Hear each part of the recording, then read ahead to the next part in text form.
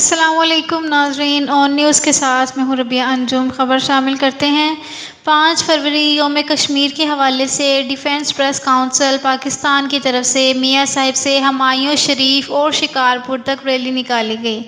سندھ کے نائب صدر آغا رفیع اللہ پٹھان اور خانپور کے چیئرمین محمد اشرف راجپوت اور میاں صاحب کے چیئرمین جاوید راؤ، ضلعی چیئرمین محسن عباسی اور صدر Abdulghani Jakhro, general secretary Rashid Ali, deputy general secretary A D vice general secretary Abdulghaffar Sadaiyo, media coordinator Imdad Ali Panhwar کی نگرانی میں ریلی نکالی گئی اور میڈیا سے بات کرتے ہوئے آغا رفیع اللہ نے کہا، اب تک کشمیر سے ظلم بند نہیں ہوا اور اب تک خون کی ہولی کھیلی جا رہی ہے۔